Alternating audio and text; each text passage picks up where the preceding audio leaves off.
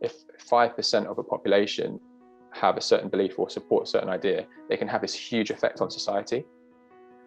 And I think the thing with veganism now, there's certain countries like Israel who have 5% of the population who believe in an idea. And it's about how we can connect that community together, unite them, and empower them to create change. And that's I think probably the biggest hurdle we've got to get over, because veganism is fractured, it's disjointed. There's different types of people who have different types of belief in how we should achieve, or how we should participate in activism. And we need to come together and really unite and join forces and push forward on certain ideals that can really push forward the movement. When it comes to, say, like policy, politics, like we need to be involved in these. And I'm not saying activists aren't, but we need to really come together and be involved in those kind of decision-making things in the future. So we see our role as trying to make that happen. And I know it's so difficult because everyone's so disjointed, but we need to really come together and unite so that we can really push forward as one and make things happen.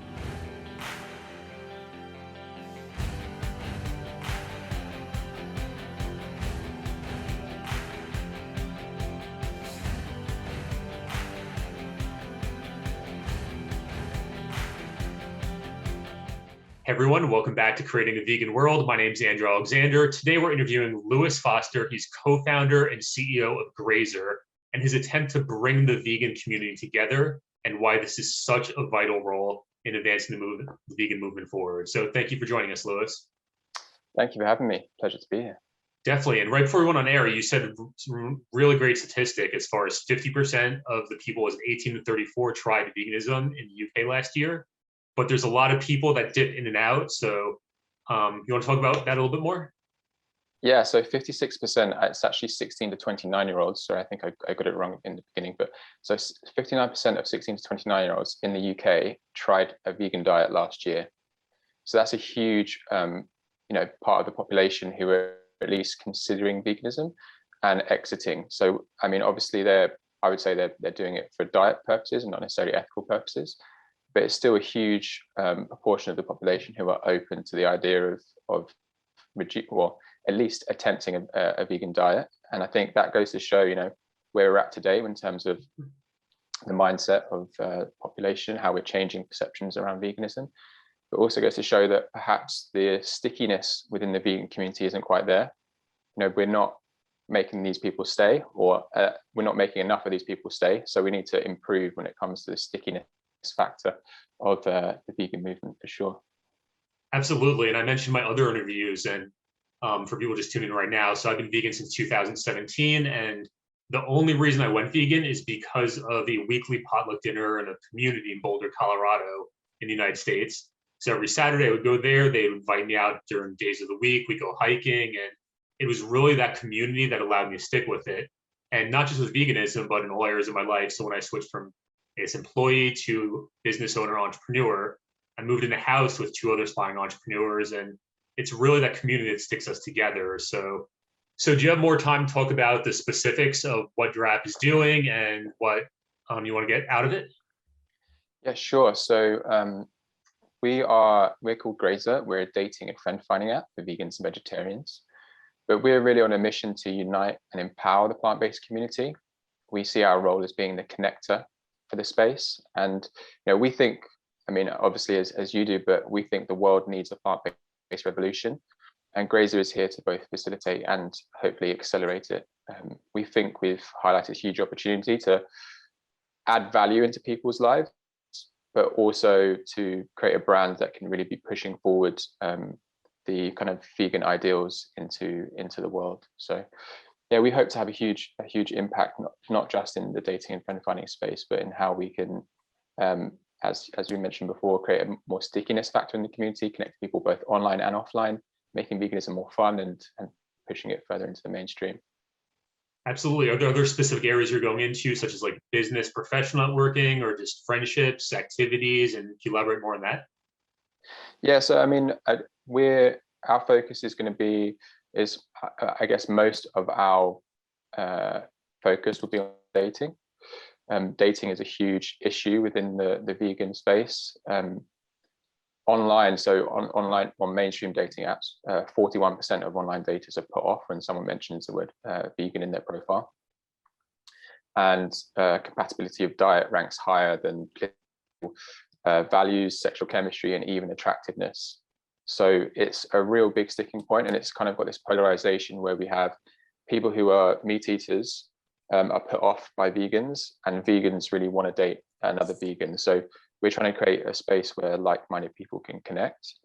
And 20% of our users use our app for friend finding. So that's a huge percentage when you compare it to other dating apps. Like Bumble, for example, they have a friend finding feature, and only 3% of their users use their app for finding friends. So it goes to show that vegans are kind of desperate to kind of meet people. And I found it actually myself. I went vegan in 2010, and at the time I was living in Hackney, which is kind of like the trendy place in London, and it was very difficult to find vegan food. I was kind of cut off from my immediate social circle, and my family didn't really believe in what I was doing. So I did feel this kind of isolation when I first went vegan. And it turned out the day that I left my apartment complex, the person next to me, who was living next 3 years, was vegan. And she baked me a vegan cake when I left, not knowing that I was living next to a vegan for 3 years. And I think what I really want to do with Grazer is to create a more community aspect, so that people who are feeling lonely or disconnected from their immediate social circle can find those people that can help them get through. I saw there's some research that suggests that going plant-based, or at least restricting your diet, can increase your chances of depression and loneliness. So that's a huge point that we're trying to fix. So even though our main focus is dating, we're trying to create this more community aspect, and eventually we'll be doing events as well where people can connect offline too. It's a really interesting point you mentioned about the depression and like the sense of belonging and loneliness, because earlier I referenced in Boulder, Colorado, I had a group of like 30 vegans every Saturday at the potluck. And then the next year I moved to Lima, Peru. I went out to the country for a while, and I lived in the vegan house. So in the house with a small community of vegans, but when we went out with friends, less people are vegan there. So being the one ordering French fries and salad for dinner all the time and just not relating, it takes an emotional toll. So it's really great that you're making that change. I think it's also like, I guess it's a disconnect with, the people who you're supposed to be close with. You have this kind of, all of a sudden you have this disconnect with them. And then for me, it took a lot of energy to kind of explain what I was doing, why I was doing what I was doing. And then I kind of was left, I think, I became a bit more kind of, I guess, angry with the world when I first went. And I think that was partly due to me not having a good community aspect or like social circle that believed in what I was doing, because I felt very separate. So yeah, I think I really want to solve that for the community that I love. So that's what we're trying to do, Great. So there's Grazer, where the community come together. It's like the glue that brings it together and solves that problem. So for people want to sign up, they could go there. And we're talking more about the Malcolm Gladwell's The Tipping Point. So you had some really great insights on there. I think it was like 5 different bullet points. Do you want to start talking about that? How this makes changes and why it works at a bigger level? Yeah, sure. So if you don't know Malcolm Gladwell's book Tipping Point, I would highly recommend anyone who's vegan read it, because for me it gives some kind of encouragement to where we're at today and to what we can achieve. The book highlights this kind of magical point where a movement or a social epidemic can become mainstream, and it reaches this kind of critical mass where all of a sudden it just flies, like any kind of for example, like COVID, for example, how that it starts, and where does it reach that percentage point where it just becomes like a big issue with talking about diseases.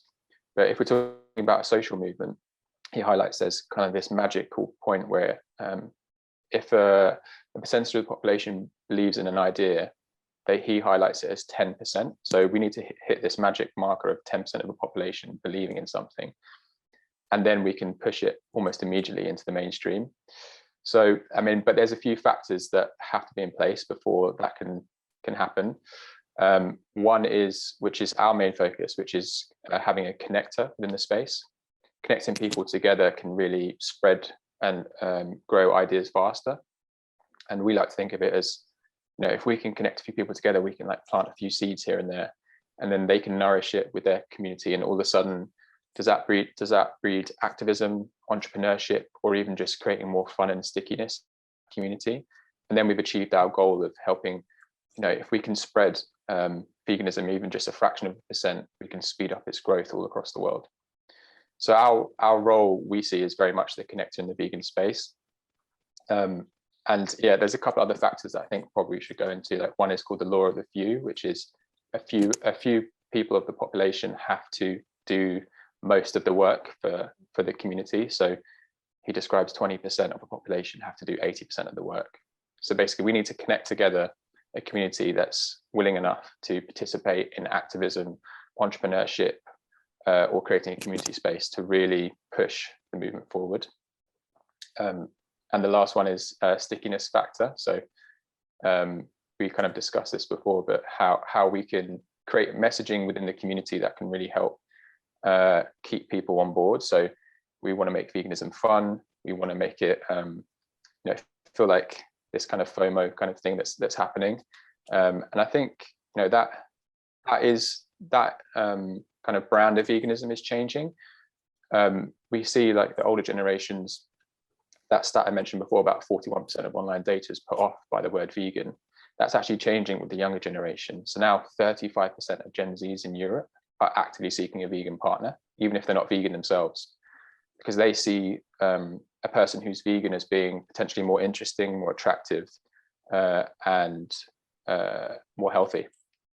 So that brand of veganism, that word that was kind of this kind of had all this baggage with it before, has now really changed into something that young people get behind, and that's the stickiness factor that we're talking about as well. And actually, there's one more, which is the power of context. So the context of what's happening in the world has to be right for the movement to grow. So obviously, we've got climate change on our side, and that's I think probably the strongest argument to get as many people to change their habits as possible. But we're also fighting animal agriculture, big business, and probably people who are in charge, like politicians and stuff like that, probably not being that lenient towards vegetarian or vegan views. But when that starts to change, I think the complexion will change, and then all of a sudden we can try and hit that mark and go mainstream overnight. So I'm optimistic. I think we can reach that 10% in certain countries pretty soon. If you think Israel a few years ago had 5% of the population being vegan. There's some stats that say the US is between 3 and 6, and in the UK around 3. But some of these stats are kind of outdated, and there's not much research happening now with what's happening in vegan space like today. So I'm kind of optimistic they're a bit higher than that. And yeah, if we can get to that 10%, then we're in the money. It always seems like a daunting task, because if my brain is creating a vegan world, this e-series, documentary, it's like there's so many people that are not, but that tipping point, it just accelerates it. And you said something really interesting before, where you said the younger generations, they're less turned off by the word vegan and dating profiles, where I studied this more in the business marketing sense when I work in the vegan food industry. All the studies in the past showed that using the word vegan versus plant-based, that you should use the word plant-based because that appeals to the mainstream. So when you said like older generations, they're more turned off by veganism, and younger ones, they like respond to it better, it'd be really interesting. It might be like a glare of like bright light, like light at the end of the tunnel, where that might need to be changing. Yeah, for sure. I mean, we've discussed this internally about how we brand ourselves as well, and I think it is quite a big debate, because yes, the word veganism is changing within the young people. Is the word vegan, is that being too separatist? If we call ourselves plant-based, are we appealing more to those people who we spoke about earlier, the 59% who are trying a vegan diet? Are we appealing more to them to try and create a bridge into what we're talking about when it comes to an ethical vegan? Or are we separating ourselves? The word vegan is way more searched than plant-based. It's way more understood than plant-based. So there's all these kind of different factors. We've actually, our first tagline is the vegan dating and friend finding app. Our second line is plant-based connection. So we're kind of trying to hedge our bets a bit. But yeah, it's kind of interesting, this kind of brand of vegan that I think is has changed, particularly with young people, I think, because of social media and because of influencers. And also, I think there's a general attitude change towards with young people. So millennials in brands are really asking companies to do good and be good. And there's evidence that suggests that Gen Zs are requiring proof of that. So they want to know that, okay, your company, we want to see the effect that your company is having in a positive outlet on the world. So there's a clear distinction between millennials and Gen Zs. And I think Gen Zs are they're way more interested in companies or people doing good. So I think the word vegan for them stands for something maybe a little bit more than plant-based. So yeah, it's interesting. It is, and like I said, I've been part of a couple of vegan companies where the first one is really appealing to, I guess, the mainstream. So that's where the plant-based meals were probably more appealing to that. Whereas Creating a Vegan World, the documentary is, I'm speaking to people like you and I, you've been vegan since 2010. Like all the other people interviewed already have the identity. So because I'm so far in this direction, like vegan's no brainer for this. So it's really interesting seeing other companies do that as well. And then I guess also there's an argument to be made, if we want 10% of the population to believe in a certain idea, saying the word vegan has, is more than just a diet. It's a philosophy, it's an ethical, standpoint.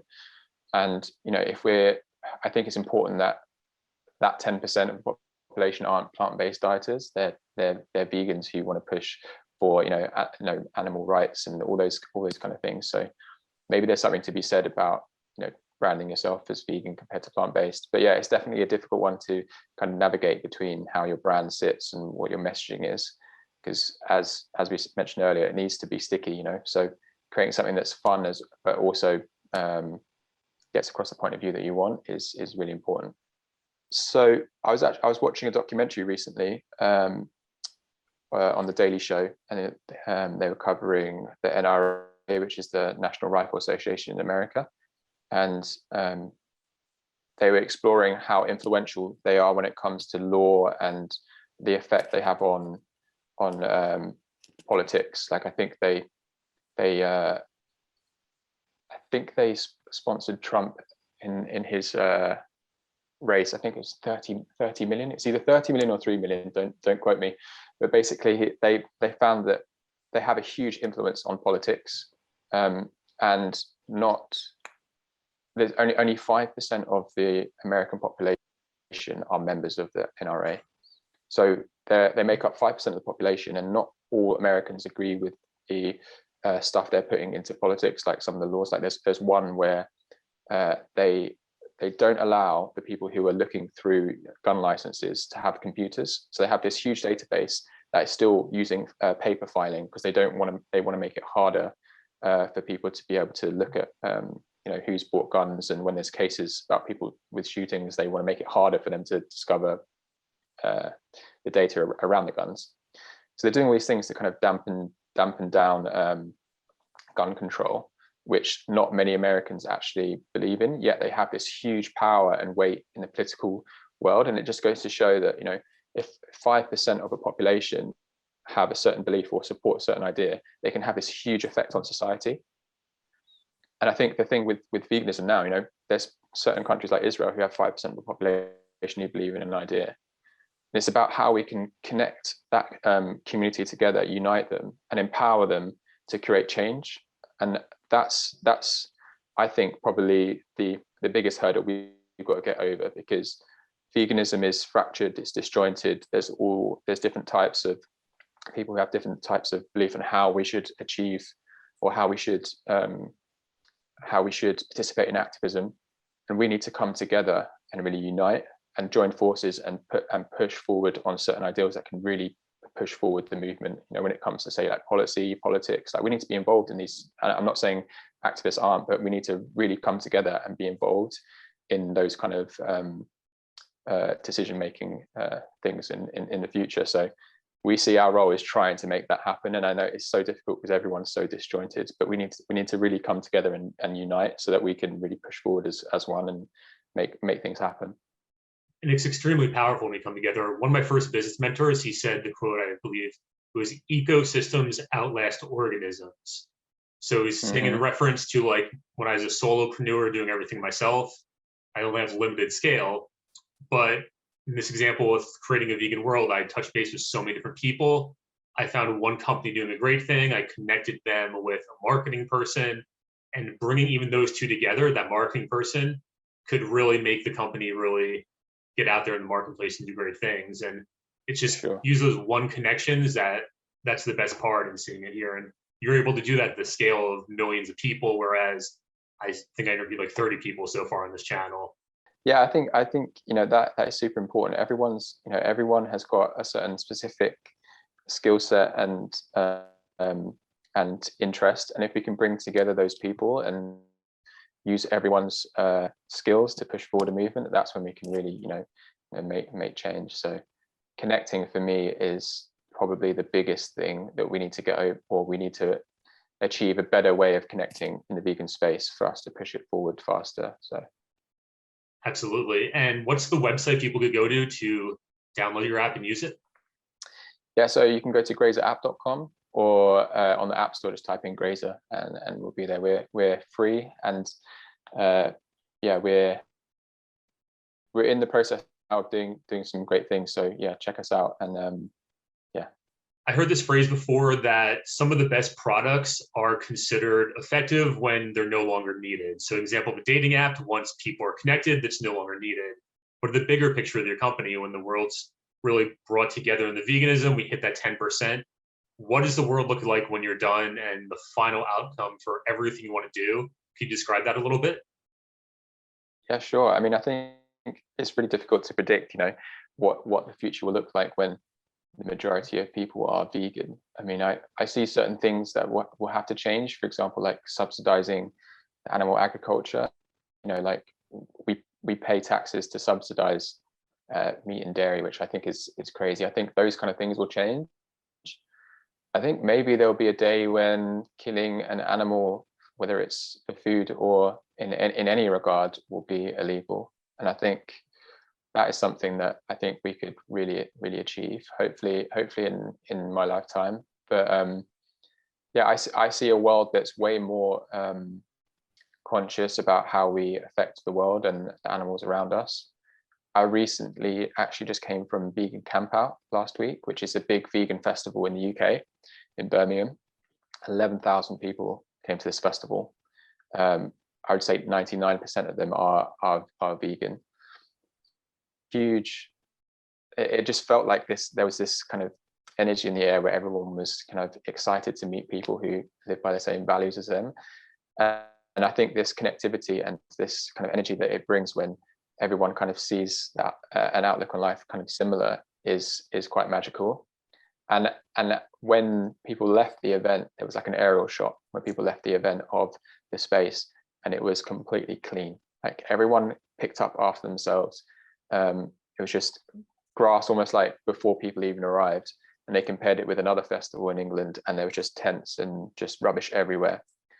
And for me, I see, veganism as being kind of one of the, or at least animal, speciesism, as being one of the biggest points. If we get to that marker, then, we're hoping that other people kind of fall in line with the other kind of issues that are happening in the world, like, racism, feminism, LGBTQ rights, all those things. I think like speciesism is the last thing that we need to wake up to. And we're hoping if people get to that point, then all those other issues are at least on their way of being solved, or if not, people believe in all the things about equality in those kind of regions. So I see it as being, probably one of the most important things for us to try and achieve in the future. And I think it's possible within the next maybe like 20 years. So I'm hoping for a future like that, when everyone's kind of more woken up to certain issues and more on the same page.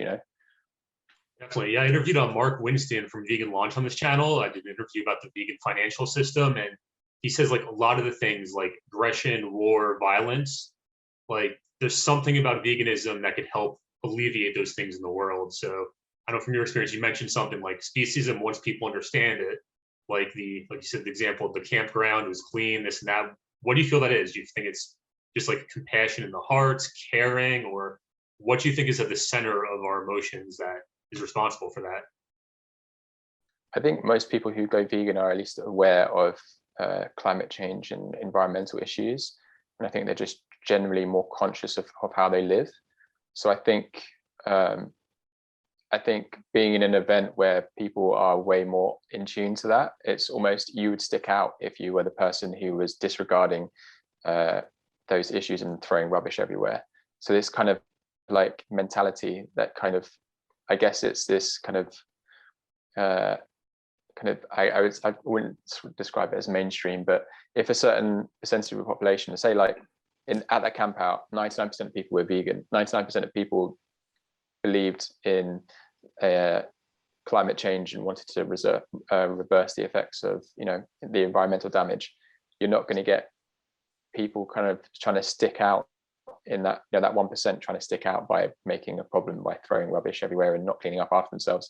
So it kind of breeds this kind of do-good kind of mentality that I think we might see in the vegan space when, you know, when majority of people are vegan, hopefully those issues that you spoke about, like war and all those kind of things, you feel like you're part of something, you don't want to stick out by going against the grain and being, you know, not visionary or not part of like the ideals of, you know, the mainstream culture kind of thing. You know, I kind of explained that pretty bad, but I hope it was in some way understood.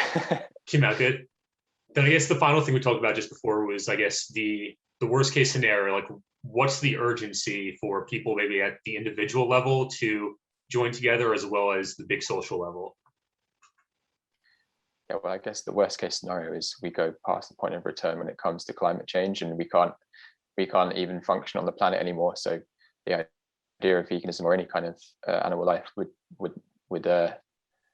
well, that wouldn't be a problem anymore because there'd be no one on the earth. But I think for me, I think looking back at other social movements that have happened, so when we talk about civil rights, when we talk about you know, the emergence of women's rights, all those kind of movements were hard fought battles, and they were very you know, at times kind of violent. And I hope that it doesn't, when a certain percentage of the population are vegan and we're pushing forward for these political changes, these like legal changes, I hope it doesn't get to that point where there's kind of violence and this kind of like almost this kind of war between the meat eaters and veganism, which, you know, it could happen. But yeah, I hope it doesn't get to that point where it escalates and we have this kind of almost civil war point too, you know. I guess that'd be the worst case scenario.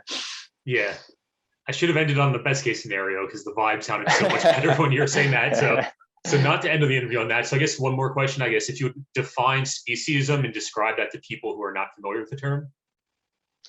Yeah, so speciesism is the kind of disparity in how we treat different species of animals. So how we love cats and dogs and want to have them around us, and we have different views when it comes to how we treat domesticated animals compared to how we treat chickens, cows, fish.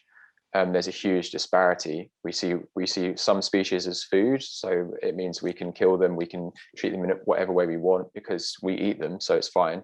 Yet on the other hand, we've got domesticated animals that you know, if you hit them, you can go to jail for animal abuse. So there's kind of huge disparity between how we think about different species.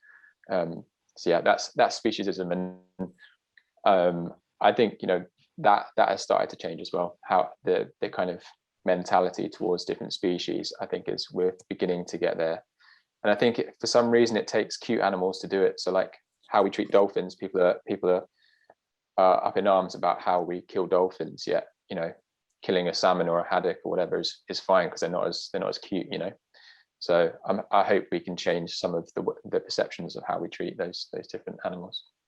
Definitely. There's a book called Sapiens, A Brief History of Humankind. I think that's a subtitle, but I remember reading in that where like there's the reason why, I guess, chickens or cows are so factory farmed, mass produced today, because many years ago, like they're vulnerable. It's not like people who even believe that meat is like the healthier option.